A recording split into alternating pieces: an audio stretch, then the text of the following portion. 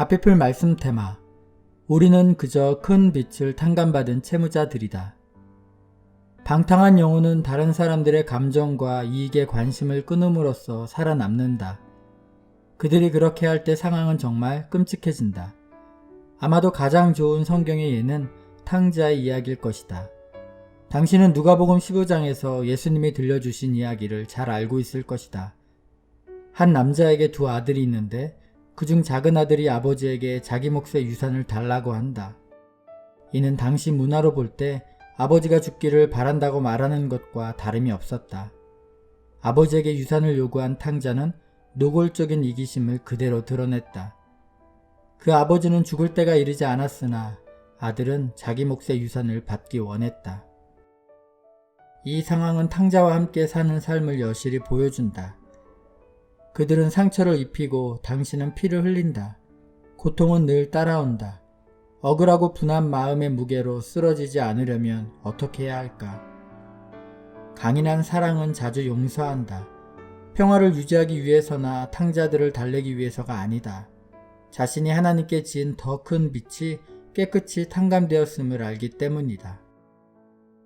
서로 친절하게 하며 불쌍히 여기며 서로 용서하기를 하나님이 그리스도 안에서 너희를 용서하신가 같이 하라. 에베소서 4장 32절. 용서의 길은 하나님이 우리에게 탕감해 주신 어마어마하고 갚을 길 없는 빚을 생각하는 데 있다. 하나님은 우리를 사랑하시기 때문에 용서하신다. 우리가 누군가를 사랑한다면 하나님을 따라 상대를 용서할 것이다. 누가복음 15장에서 나오는 탕자 이야기를 계속 살펴보면 아버지의 이 같은 사랑을 엿볼 수 있다. 둘째 아들이 유산을 요구하자 아버지는 그것을 아들에게 내어준다.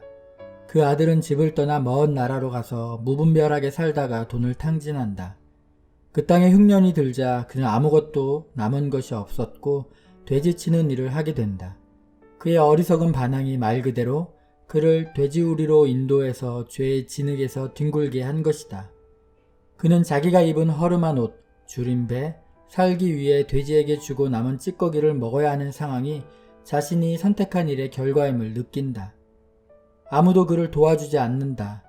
그러나 그곳에 홀로 남아 아무 도움도 받지 못할 때 진리의 광선이 그의 마음을 비춘다. 예수님은 그가 스스로 돌이켰다고 말씀하신다. 그것은 모든 탕자들이 경험해야 하는 것이다. 그는 자기가 버리고 온 고향에서 풍족했던 삶을 떠올리며 그것을 자신의 선택 결과들과 대조시켜 본다. 그리고 자신이 죄를 지었음을 깨닫고 이렇게 말한다. 내가 일어나 아버지께 가서 이르기를 아버지, 내가 하늘과 아버지께 죄를 지었사오니 지금부터는 아버지의 아들이라 일컬음을 감당하지 못하겠나이다. 나를 품꾼의 하나로 보소서 하리라 하고 누가복음 15장 18절 19절. 여기서 우리는 참된 회개를 발견한다. 아들이 자신이 믿어온 거짓 이야기를 인지할 때 그 일이 일어나는 것에 주목하라. 그는 자기가 한 일이 단지 실수가 아니었음을 인정한다. 그것은 아버지에 대한 반항과 죄였다. 그는 자신이 피해자가 아님을 인정한다. 그는 더 이상 자격이 없었다. 이 깨달음은 새로운 시각으로 자신의 역할을 보게 한다. 그는 아들의 특권을 주장할 권리가 있다고 여기지 않았다. 그래서 아버지에게 자신을 품꾼의 하나로 대해달라고 부탁할 계획을 세운다. 당신은 이 이야기가 어떻게 끝나는지 알 것이다.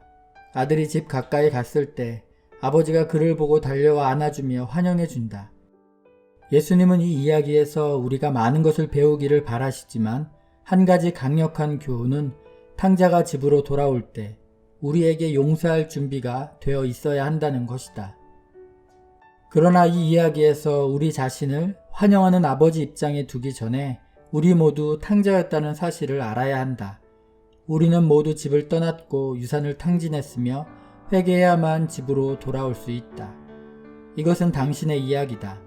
그리고 당신의 탕자와 관계에서 그 아버지처럼 하려면 먼저 이 사실을 이해하고 믿어야 한다.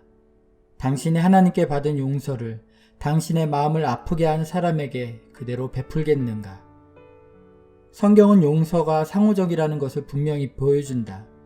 우리가 하나님으로부터 용서받기 원한다면 먼저 다른 사람을 용서해야 한다는 것이다.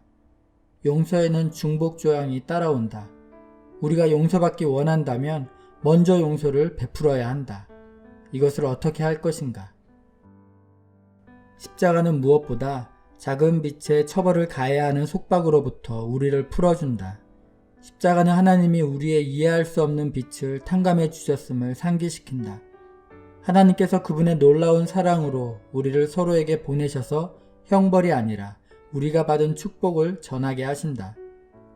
우리가 힘든 탕자에게 환영하는 아버지의 역할을 하려면 먼저 우리 자신의 방탕함을 인정하고 우리가 하늘 아버지로부터 받은 은혜를 고백해야 한다.